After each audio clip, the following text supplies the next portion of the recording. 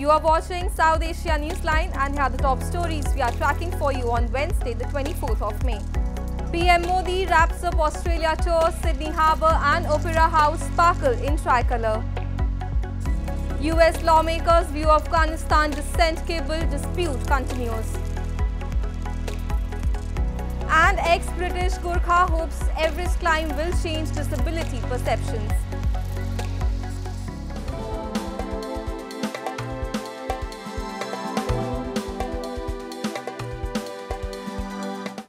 And now for all the details, Indian Prime Minister Narendra Modi held talks with his Australian counterpart Anthony Albanese on Wednesday in Sydney and discussed regional security and economic ties and signed a migration deal to boost Indian student and business travel to Australia.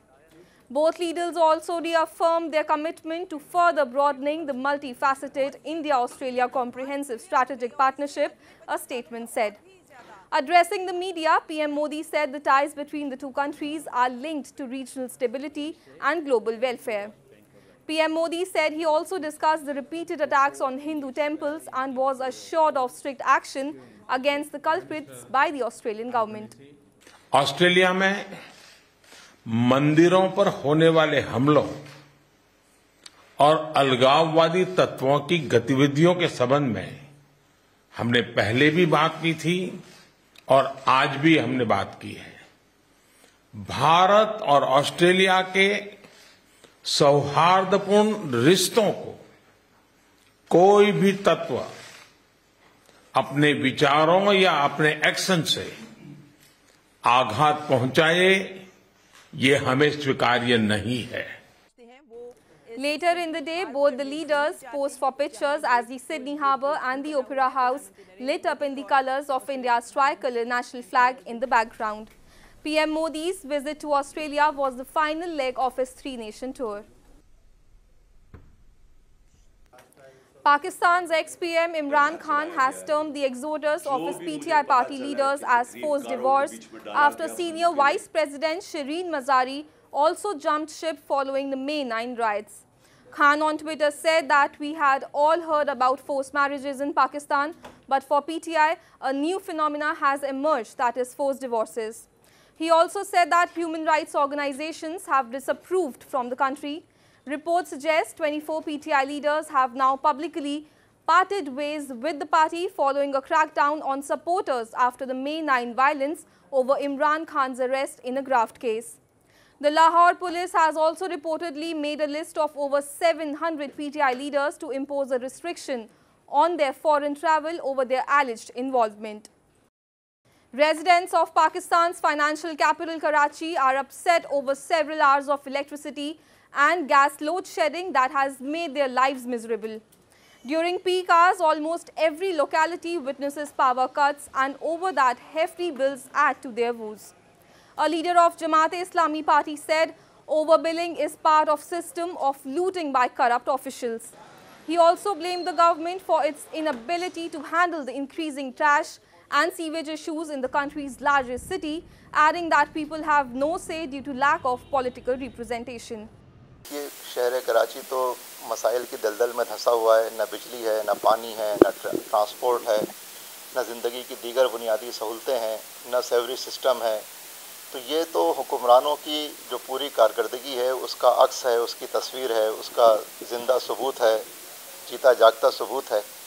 और ये billing का मसला भी लूट खसूट का एक ज़रिया बन गया है कि गलत बिलिंग, ओवर बिलिंग के ज़रिए लोगों की जेबों पर डाका डाला जाता है, फिर वो लोगों में तकसीम होता है।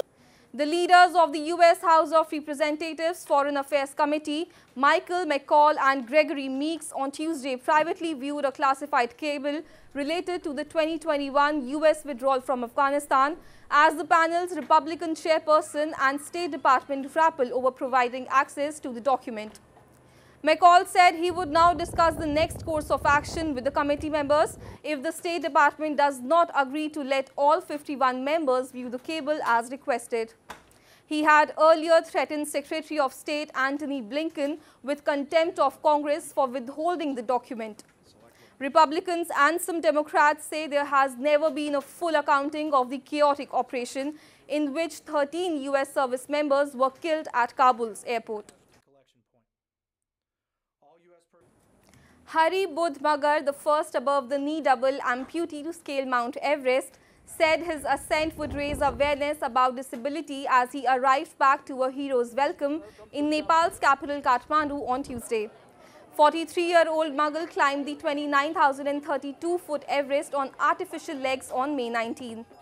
The Nepal's Department of Tourism confirmed that Magar had climbed the mountain with 5 Sherpa guides and that his ascent is a world record. A former soldier, Magar joined the British Army in 1999 and had lost both his legs after stepping on an ID during a patrol duty in Afghanistan in 2010. He said he has suffered a lot because of his disability and did not want other people to face the same pains. Sri Lanka's Navy Commander, Vice Admiral Priyantha Perera on Wednesday visited the National War Memorial in New Delhi to pay homage to India's slain soldiers. Perera was later accorded a ceremonial guard of honor by the Indian Tri-Forces at the South Block in New Delhi. He then met India's Chief of Defence Staff General Anil Chauhan and discussed ways to enhance defence cooperation by identifying new avenues and regional maritime situation. India recently extended a $1 billion credit line for Sri Lanka by 1 year, giving the crisis-hit country a backup fund to pay for essential imports. The credit line, part of about $4 billion in emergency assistance extended by India during the peak of Sri Lanka's financial crisis early last year. A vibrant display of local Kashmiri handicrafts during the craft Bazar in Srinagar city grabbed the attention of the G20 delegates who were in the city for the tourism working group meeting. Take a look. A unique craft bazaar with stalls showcasing handloom and handicrafts of India's Jammu and Kashmir attracted the delegates who were in Srinagar city for the G20 tourism working group meeting. The visiting officials showed keen interest as the artisans gave live demonstrations of different crafts like wood carving, willow wicker and shawl work. The artisans said they are hopeful the gathering will further help promote their crafts internationally. जो इधर delegate आए इन्होंने हमारा कश्मीर का art दिखाया एक handmade only handmade वो दिखाया लाइव भी दिखाया हाथ से कैसा बनता है ये बहुत मुतासिर हुए हमारे आर्ट को देखकर और जो ये हमारा आर्ट है अब ये अदर कंट्रीज़ में सेल हो जाएगा। ये मिला कि हमारा जो स्किल सेट है बड़ा रिच है और इस स्किल सेट को हमने यहाँ पे जो है best of the craftsman display किए और उस वजह से जो कल डेलीगेट्स यहाँ आए engagement factor was very high. The unique bazaar was established by the Department of Handicraft and Handlooms with the theme Creative Skills. The 3-day G20 meeting aimed to promote tourism and rich cultural heritage of Kashmir at the global level. That's all in tonight's edition. We will see you same time tomorrow. Good night.